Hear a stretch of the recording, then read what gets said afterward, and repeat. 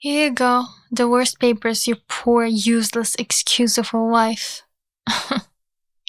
Saying that, Fred leaves the divorce papers on the table and exits. I, lying on the hospital bed, stare blankly at the divorce papers. I had suspected something for a while, but I never really thought he was actually cheating. And now, because he got her pregnant, is discarding me, who can't earn money while hospitalized? Mom! Startled by my beloved son's voice, I look up to see Ian and my father standing there. My father frowns as he sees what I'm holding. What are you going to do? That's already decided. Even though it's a bit forced, I get discharged early from the hospital and head to the bank where Fred works. My father, who drives me there, drops me off in front of the bank, telling me, "Do your best," and then drives away. As I enter the bank, Fred notices me and frowns. By chance, there are no other customers in front of him. I walk straight towards Fred. I'm canceling all the accounts of the employees. Excuse me? Let's see who dares to anger my father's daughter. While Fred turns pale, I smirk confidently. I am Rachel Miller. At 32, I'm a corporate executive and a mother of a 7-year-old son, Ian, and married to Fred. Fred and I met at a group dating event organized by a mutual friend during our college days. Initially, we weren't interested in each other and just exchanged contact information. Huh? Weren't you, Rachel at the group dating? Ah, Fred? The next year, I happened to use a bank where he works, and we reconnected. This led us to start communicating frequently, and eventually we began dating. After I became pregnant with Ian, we got married. Fred is known for his serious and meticulous work, which has always made him enviable among our friends. I too felt fortunate to be married to someone like him. Mom, why has this happened? Wait a moment, honey. Mom doesn't know much about it either. I'll check now. Okay. Ian, possibly taking after Fred, is diligent and curious. He constantly asks questions like, "What's this?" and "Why?" making every day a learning experience for me. Surprisingly, the person Ian admires isn't Fred, but my father.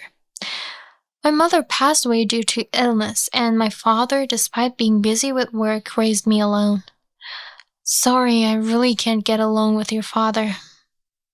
It's okay, but don't tell him that. He's actually quite sensitive about it. I wouldn't say that. Although my father is a kind man, he looks tough and somewhat scary. Fred finds my father's appearance intimidating. My father is aware of this and tries not to interfere too much. Thus, initially we lived a calm life. It was smooth sailing. However, that changed abruptly once we were married. Hey, where did you put my smartphone? Don't talk like that. Isn't it still charging? Fred Miller asks in a grumpy tone first thing in the morning. Actually, Fred's phone was still plugged into the charger where he had left it before going to sleep.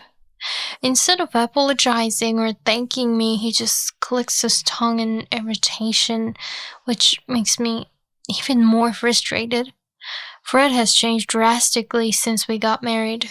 He often says, "I'm an elite banker. Thanks to me, we live a comfortable life."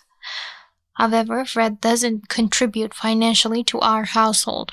Despite using his salary solely for himself, he acts as if he's the one supporting our family. In reality, I am the one supporting our household.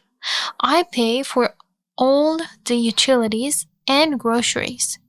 Hey, what's this new clothing? It's Ian's. He's outgrown his old clothes, so we needed new ones. Don't spend my money on luxuries. I paid for it with my salary. I don't even have access to your bank account. Yet, He complains whenever I take Ian out for a meal or buy him new clothes. It seems like any small luxury bothers him. On the other hand, my father doesn't hesitate to spend money for us. Isn't the apartment too cramped? That's why I bought that condo Fred wanted to live in. It allows me to be close without living together.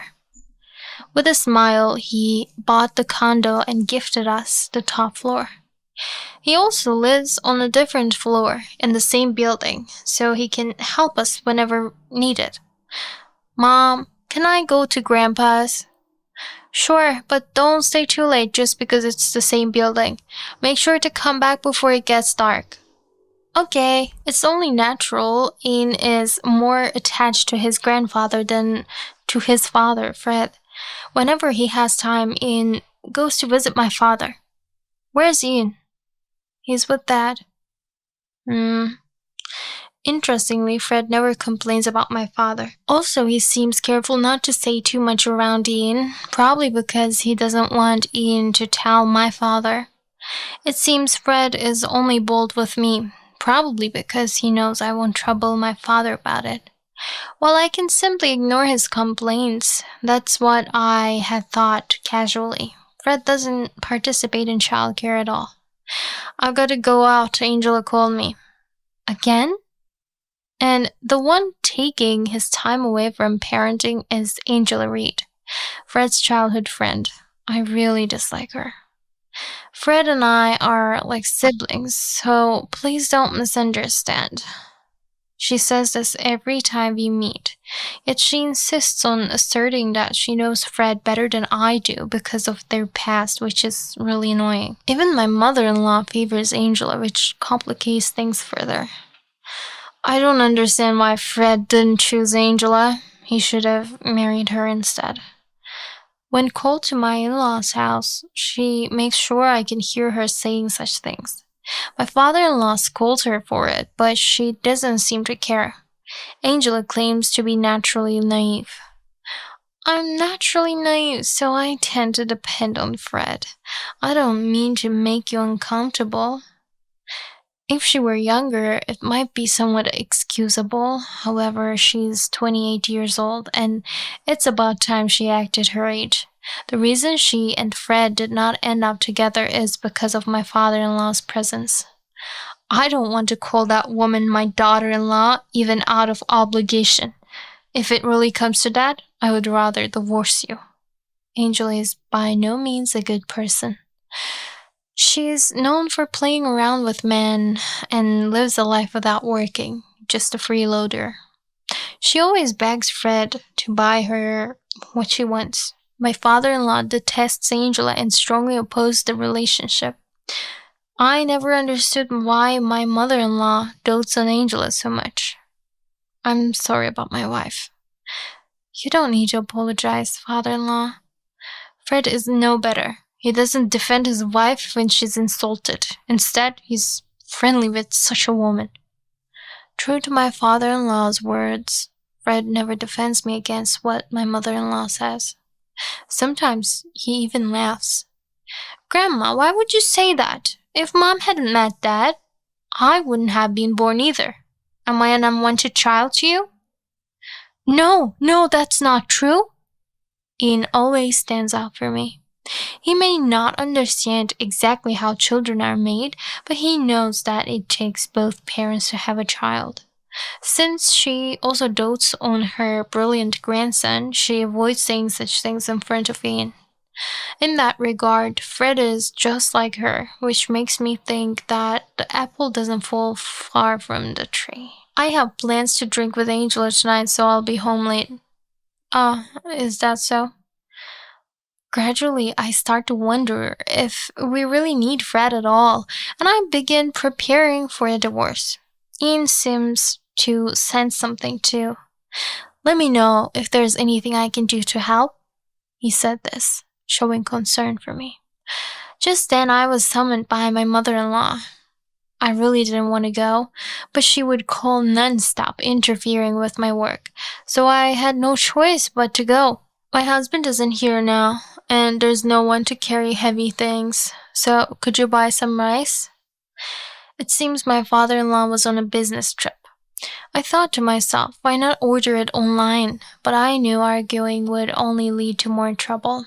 After work, carrying heavy items left me exhausted. While heading to the condo in a daze, a car running a red light hit me. It seems a car that ran a red light crashed into me. The car that hit you fled the scene, and we are currently investigating. That's what I was told while lying in a hospital bed. For now, I left Ian in the care of my father, and I would be hospitalized for a while. I had fractured my arm and couldn't do much work. Worrying about this, my father scolded me. Worry about yourself first. Ian and my father, along with my father-in-law who hurried back after hearing the news, frequently visited me in the hospital. But Fred and my mother-in-law did not visit at all. Well, that was expected. I'm coming in. What? I was surprised when Fred came to my hospital room. Sign this. He placed a divorce paper in front of me, already signed by him, with my mother-in-law's name as a witness. With that arm, you can't work. Now that you can't earn money, you're useless to me. What is that supposed to mean? Moreover, Angel is pregnant with my child. My thoughts froze. Angela is pregnant with Fred's child? I'm going to marry Angela, so sign this quickly. Saying that, Fred quickly turned his back on me, as if to say he had no further use for me. Here you go, divorce papers, you poor useless excuse of a wife. Saying that, Fred leaves the divorce papers on the table and exits. I am left staring blankly at the divorce papers from my hospital bed. I had my suspicions for a while, but to think he was actually cheating? And because he got her pregnant, he's discarding me, who can't earn money while hospitalized? Mom! Startled by my beloved son's voice, I look up to see Ian and my father standing there. My father frowns as he sees what I'm holding. What are you going to do? That's already decided. I answer while looking straight at my father, who nods in response. Now, let's make our move. I pushed to be discharged early and head to the bank where Fred works. My father, who drives me there, drops me off in front of the bank, telling me, do your best. And then he leaves. As I enter the bank, Fred notices me and frowns. By chance, there are no other customers in front of him. I walk straight towards Fred. I'm canceling all the accounts of the employees. What? Fred's expression reads, what are you talking about? I noticed several people looking at me annoyingly as I stood directly at the counter without taking a number. Oh, my apologies. Perhaps you didn't understand without the company name. What are you? I'm Rachel Cooper. Recently succeeded my father as the president. The company name is Cooper Corporation. What? Cooper Corporation is an IT company that my father started and now employs 1,900 people. It has grown rapidly in one generation and is quite famous in this area and in the industry. So Fred is visibly shocked. That's a lie, right? You're just trying to get back at me. If you think so, why don't you check? Fred begins checking something immediately. My father included my maiden name, Cooper, in the company name. While Fred is checking, I look around. Having mentioned the company name, the bystanders are now paying attention to our situation. No way, right? It seems he has confirmed it. Fred cautiously looks up at me. Are you really from that Cooper Corporation? Let's show him whose daughter he has angered. Contrary to the pale-faced Fred, I smirk confidently. That being said, please proceed with the cancellation quickly. Wait, hold on. If you cancel all these accounts at once... By the way, my father is quite angry about this whole situation. Pack your things and leave the condo. What? Why do I have to leave? Apparently, Fred has forgotten that the condo was bought by my father and it's in my father's name, while he wouldn't still be living there with Angela if it weren't. Forgot that condo was bought by my father, the former president. You haven't paid a cent, nor have you contributed to the living expenses. Instead, you've been supporting your childhood friend and mistress, Angela, with all of it. Actually, we've been living off my salary. Who do you think has been earning the living here? That's... And now, because she's pregnant, you expect me to hand over the condo to you and your mistress? How much more do you intend to disrespect me? I deliberately raise my voice so that those around can hear. Fred, of course, becomes flustered. Fred Miller is known to be a serious and professional person, yet at home, he doesn't contribute financially and is cheating with his childhood friend. The atmosphere around us grows colder. Is that true? What? The person speaking to me is the branch manager of the bank. He had been here for a while, listening to our conversation. It seems I need to speak with you in detail. I'm terribly sorry for the behavior of our bank employee. The branch manager then apologized. I was led to the back, where Fred, the branch manager, and I discussed the matter. I am deeply sorry for the inconvenience caused. The branch manager sighed deeply and apologized again. He even made Fred apologize, who looked displeased. I understand how you feel, ma'am. It's natural to not want to deposit your important money in a bank that employs such a person. If you decide to cancel, we will arrange it. I am no longer his wife. I will reconsider the cancellation under one condition. At those words, both lifted their faces in hope. It was a good deal for the branch manager, but the worst possible condition for Fred. If you dismiss Fred Miller here, I am willing to continue banking with you. What? That's only natural. I was planning to dismiss him anyway. It seemed the branch manager had already intended to fire him. Fred, initially confused, began to turn red. Just as Fred was about to speak, "Excuse me, Miss Cooper. A man claiming to be your father has arrived." Another bank employee approached us. I asked the branch manager to let him in, and Fred thwarted, closed his mouth in dissatisfaction. Wait, why am I involved? What? Mom. Sorry to keep you waiting. My father entered, holding my mother-in-law's arm firmly. She made a displeased face and glared sharply at me upon seeing me. This was your doing. What are you trying to do? I won't forgive you for treating your mother-in-law like this, even if she's just related by marriage. Silence. When my mother-in-law started to shout, my father, looking even more intimidating, shouted her down. This silenced not only her, but also Fred, who gasped. I know you've been harassing my daughter, calling her for menial tasks, making her carry heavy things, and not even thanking her. Instead, you've been saying that Angela, the mistress, is better so that my daughter could hear it, and her husband Fred just laughs, letting the child defend her.